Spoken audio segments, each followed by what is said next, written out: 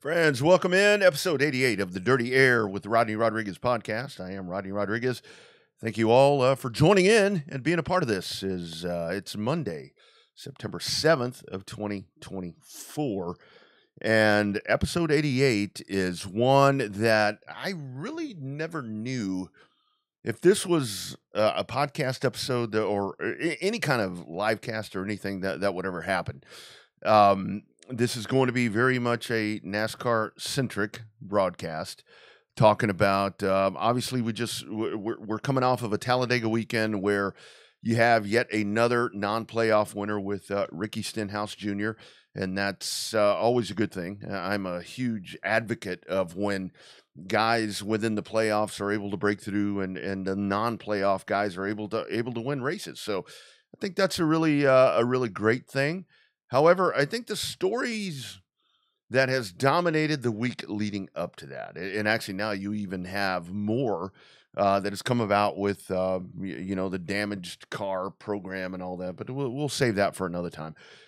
We've got a really big problem with NASCAR, in my opinion. You've got a couple of teams, one of them 2311, and then Front Row Motorsports that has come aboard with them, and they are actually going to sue NASCAR or have filed an antitrust lawsuit against NASCAR, pretty much saying that NASCAR is being a bully. That's really what this all comes down to. There's not a lot of different ways to spin this. And I really wanted to break down, and I want to preface this whole conversation by saying that I have been and will continue to be a NASCAR fan forever.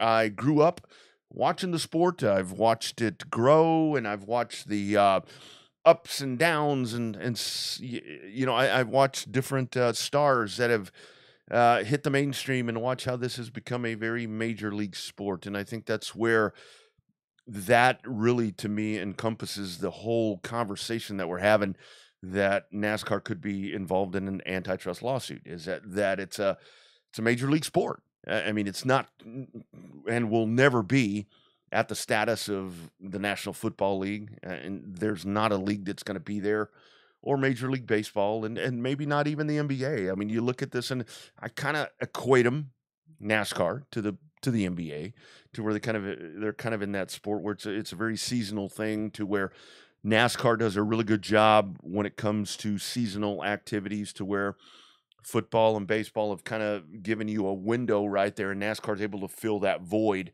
and has made itself mainstream. Of course, to those of us that have been a part of the sport for many, many years, I mean, it's much more mainstream. It's more contemporary, and we're used to this. But you've watched the sport evolve, and you've watched just different things that have come and gone.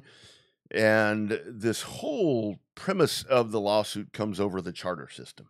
And that's where Michael Jordan, Denny Hamlin, and the entire group of 2311 has decided, and now with Bob Jenkins that has joined in there as well, that they just don't like the way that NASCAR does business. And it's very much, in my opinion, having watched the sport grow for over 40 years, longer than I really care to talk about, to where some of the way this is all being spun, NASCAR being the bully, NASCAR being the whatever. The key word that I really want to hone into right here is the monarchy on stock car racing. And I look at that word, and I see two different sides to this whole thing. Number one, NASCAR has been, and the France family, they have been the innovators. They have been the one that have grown this thing. It is a family-owned business. I say that a lot, to where they have taken this to a different level and put it at a spot where, years ago, you never thought that stock car racing would be at this point, and that it would be this relevant, and that you would have a conversation to tie stock car racing into professional football or professional baseball, or, now with the NHL and so forth and so on. That in and of itself is just very impressive, the way that has grown. But at the same time, where you look at it, kind of the flip side of this is, I don't really agree so much on the whole monarchy part. There's not been anybody else that's been able to come in and try to demonopolize any of this. And it's a huge undertaking, because we see it all the time. watched it in IndyCar racing to where you've had rival leagues and IRLs and IndyCars and kart and all of the different things right there. And what essentially, I mean, what did that do to IndyCar? It's put it 25 years behind a couple of different times to where that has happened. Automobile racing is a huge financially driven sport, as most major league sports are. But automobile racing is different because it's a lot of money. It's a lot of money. I think it was 1981 where, no, I take this back. It was a 1981 broadcast to where I heard Chris Economaki saying that millionaire sportsmen come into the sport to enjoy their passion. And that kind of what that was at that point. But now it is very much a business. You look at TV contracts and how money is split. And now with the charter system and the different aspects and nuances of how all of this is set up, look, there's no other way to put it, friends. When you talk about NASCAR monopolizing things, in the sense where I'm saying that they have, I mean, they really have, and they've had no choice. Where I go back to the whole scenario about where this lawsuit may have some validity is that with the charter system, it's a situation to where NASCAR has said, and I don't have the sound, but I'll have it on episode 89, to where Richard Childress is like, look, I had to sign this. I mean, I have to do it. Otherwise, I don't get to play. You pay to get to play. And that's how this is all set up. It's not fair to the team owners. It's not fair. NASCAR is very different in the sense that I think when it comes to professional football, baseball, basketball, the different stick and ball sports that you want to talk about, is that there is some leniency there. There's salary caps. There's all of these things that are in place. This is the France family and NASCAR's thing. And I know that a lot of the argument is, well, the France family built this. I mean, it should be theirs. Well, I totally get that. But this is a very different time. This isn't 1972 when you had the RJ Reynolds deal that was put together. I mean, this is a very different time. I mean, you've got progressive owners that have come into place right here, and with Michael Jordan, and they were 2311, and I've seen a lot of discontent towards Bob Jenkins there with Front Row Motorsports. Why is he doing this? To me, it's really a no-brainer to why Bob Jenkins is a part of this. He's been a guy that has been kind of cut out of this thing for a long time. I mean, when you talk about pay to play, the guy's paid a lot of money. They've gotten better in the years that have just passed. I mean, in the most recent future, I mean, we've seen Michael McDowell winning races, and we see the 34 and the 38 car. We see them running really well at different points. But if you really go back there and look at this, I mean, the NASCAR Cup Series, and for crying out loud, I mean, even the Xfinity Series, the Busch Series, whatever you want to call it, it comes down to Hendrick, Gibbs, Childress, I guess, Childress on Saturday, and now with Trackhouse, that's a more progressive team, and I like that Justin Marks and his group have done a really good job to kind of stay out of the limelight right here, not really making any comments on anything that needs to be said right now, but this is where it's a sandbox that is owned. NASCAR is owned by the France family, and you go and it always has been. And you go and you look at the evolution of this. Yes, it's evolved, and the names that have made things, and the trademarks, and licensing agreements, and TV contracts, and all the different things that have happened. But to where I do say that the validity of the antitrust lawsuit that has been filed is that when you look at the still encompassing bones of NASCAR, it's still the France family. It's their people. And part of that is, I mean, people that they've put in place, whether it be family members or in-laws or brother-in-laws or son-in-laws. I mean, just like anything, if you people have worked for a company that was owned by family, I mean, what happens?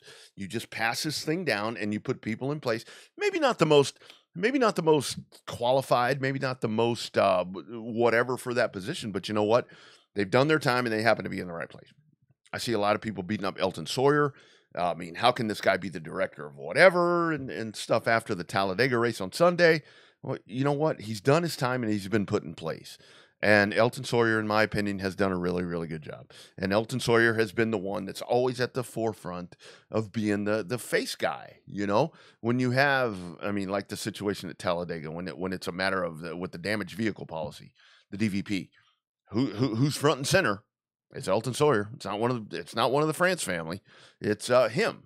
He's the guy that has taken on that role, and that's what he does. But with the lawsuit, this is going to be really interesting to see because I saw a couple of different things throughout the weekend as we were heading towards the Talladega race. And what I saw that I think one of the most compelling things that I saw as the conversations were being had from folks in the know, and it is, NASCAR is very much a circle of you got to be in the right group to be a part of that. And it doesn't matter if you're in the competition part. It doesn't matter. I've seen this firsthand. If you're in the media side, I mean, you got to be a part of that cluster. If you're not a part of that cluster, you are going to be left out, and you're going to get a little bone every now and then. But when it comes to that part of it, I mean, go look at NASCAR press conferences. Look at all the different things that happen. It's always the same 5, 6, 7 people that are asking the same questions. And that's just the way that works. And that's just the way that this whole thing is organized. And that's where with NASCAR becoming a mainstream sport, they are very different from some of the others to where it is very localized. I mean, I harshen to say these days, the good old boy and girl network, but I mean, that's really what that is. I mean, it's very much an inner circle that you see happening right there. But where this is going to go is I saw something that was posted over the weekend about, well, man, I hate to be the one that's gonna go against NASCAR right here, whether it be Front Row, whether it be 2311. Man, I hate to see that they're pushing back like that because NASCAR is gonna make it hell on them. And what does that tell you? That tells you that is the underlying problem right here. If you buck the system, and again, I know that lawsuits are something that are extremely scary, and I know that when you call that bucking the system, that's really a very scary and expensive way to buck the system. But when I saw the comment about the pushback here from these two teams could be detrimental to them on the track, in the tech shed, when it comes to decisions, there's the problem. There's the problem. There's the family-owned thing. There's the pushback. And again, this doesn't need to be where I'm curious to see, because I think that most of us are pretty familiar with the justice system around here. This isn't something that we're going to end the NASCAR season in Phoenix. We're going to go into December and this thing is settled before we ever get to Daytona. That's not the way this is going to work. This is something that's going to drag out. And 2311 and Front Row, they fully intend to be competing in the sport. I don't think it's anything where Denny Hamlin or Michael Jordan or whoever the hell is not wanting to be a part of the sport. I just think that they are wanting to be fairly compensated and fairly acknowledged for what they're doing. And this is very much like college sports. Name, image, and likeness. I cover this every day. I cover NASCAR racing. I cover college football. I cover college sports. College football right now is at a point where it is, Katie bar the door. It's outlaw driven. I mean, it's like if you're not happy with your current situation, you find something that's better and you get the hell out and you go somewhere else that's gonna take care of you. And as a competitor for a lot of years, I mean, not near at the volume of this, but when you see teams that are investing lots of money, I mean, I'm talking about, and the whole thing is because these teams are going out and they're developing relationships to bring corporations and bring people in to help them support their race team. You want to be fairly compensated. And when you have an entity, in this case, it's NASCAR, that solely controls every aspect of it, that's what this lawsuit is all about. And when you go back and you hear some of the different comments that have been made and interviews with different team members or different team owners, where it's like, well, I really don't think I should say anything. That goes back to my whole point that is the problem, that it is somewhat a monopoly, but at the same time, it should be, because NASCAR has controlled this market for the longest time. And what doesn't need to happen here is like I'm talking about with, the 1979 kart USAC split with the IndyCar IRL. You don't need that. You don't need that to happen. What needs to happen here is with the money that's being thrown around right now, because it is, man, it's a lot of invisible money. And we just see the numbers with the TV contracts, outrageous TV contracts. There needs to be a little bit of give and take right there. And that doesn't appear to be what has happened here. But that's where you can go back to NASCAR and it's like, well, they shouldn't have to give and take because they have been the ones to build this. But it's a different time. It's a very different time. You don't have a lot of sports that are mainstream and that are major league sports that you have a governing body. This is why I say college football. The NCAA is the governing body of college football. And what can they do? They suspend coaches that have been gone for a year, have been gone for a few years, and they say you can't come back in 8 years when they're probably not going to come back in the first place. And this is, I think, where this lawsuit does have some legs. And how this is all going to shake out, I have no clue. It is going to be something in the off season that's going to cause a lot of conversation as you start heading into Daytona. And I go back to time after time because the whole thing has been that, Tyler Reddick and Bubba Wallace and all of this group and with Bob Jenkins, they don't want to be a part of NASCAR. No, they do want to be a part of NASCAR. But what they really feel like is that they need to be fairly compensated for what they've done. Because every time that one of these race teams, I mean, look at 2311. I mean, you've got Monster Energy that's part of this. You got McDonald's. You've got all these different corporations that are spending money right here. And they just think that things need to be restructured to a more modern time. And that's what this lawsuit is all about. Does it get to court? I don't know. Is this going to get resolved? Is there going to be a restructure of the charter system? I don't think so. I really don't think so. Why would there be? You've got two teams that are pushing back. You've got Roger Penske, you've got Rick Hendrick, you've got Joe Gibbs, you've got Richard Childress. Those guys aren't pushing back. They signed.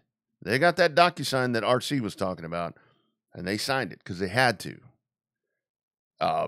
These two teams that are looking to make a change, is it really going to be an impact? I don't know. But I will tell you one thing. If this reciprocates into something to where those teams are punished somehow, NASCAR loses lots of validity, especially if it's obvious. And I don't think it will be. I really don't think it will be. I can talk about how you've got a family-owned group in there and they're doing whatever. It's good people. I mean, they are good people. But, I mean, you guys know when somebody slights at you a little bit, when somebody kind of nudges you right there and pisses you off a little bit, it's gonna shake you up a little bit. And that's where it's going to be interesting to see what happens from this point. So we'll follow this lawsuit, see if it has the legs to get to where through the court system, because like I said, it ain't going to happen soon. There's nothing fast about the court system, unless you're a little guy like me that's jaywalking. That one moves pretty quick, but that's a whole different story. So we'll see. Family-owned business monopolizing, you damn right. They have. And you know why? Because they've been the only player in the game. There's nobody else that can do this. I mean, we've watched... I think people had high hopes when we saw the Ray Evernham League, the Saturday Night League that came in and was going to do well. That's going to replace NASCAR. No, they never really intended to, and they never even came close. And by the way, what are they doing now? They've sold the assets off because you can't compete. It is monopolized. And a lot of that is because just the way things have happened. So, yeah, beat up on NASCAR because they have monopolized this. Go by ARCA. Boardwalk. Park Place. Right there. We'll see what happens. I don't expect radical changes, but I do think it's going to be a story that we're going to be following for a long time because the resolution will not be easy. It won't be simple. There's going to be a lot of hurt feelings, and yeah, some people may walk the hell out of here. And for the folks that want to fault Denny Hamlin's writing checks now. Denny Hamlin's been a driver. Denny Hamlin, and oh, by the way, I think FedEx is leaving him with Gibbs. Denny Hamlin's on the other side of the fence now. And it's when you get to that other side of the fence where you see things different and you might start thinking, man, this just doesn't quite seem right. And I think that's what's happened right here. Could be some changes coming to the sport. Could be something that just goes away, as lots of things have. Check your history when it comes to this sport. Monopolized sport. Things just kind of go away. I just don't think these people are going to be quiet enough to go away that easy. Thank you all for being a part of episode 88 of Dirty Air with Rodney Rodriguez. Please subscribe, like, share this YouTube channel. You get all this inside content. You get the Revved Up Sports Show. You get Dirty Air with Rodney Rodriguez, a weekly live cast. You get all of that and a hell of a lot more. It's all right here. I'll tell you what I'm thinking. A lot of people will tell you what you want to hear and what everybody else is saying, NASCAR media. But tune into this little thing right here, and you're going to probably hear what you're thinking too. Check it out each and every week. It's multiple times a week that you get Dirty Air Shorts. Thank you for being a part of this. Clean air is good. Dirty air is a bit better sometimes. Be well.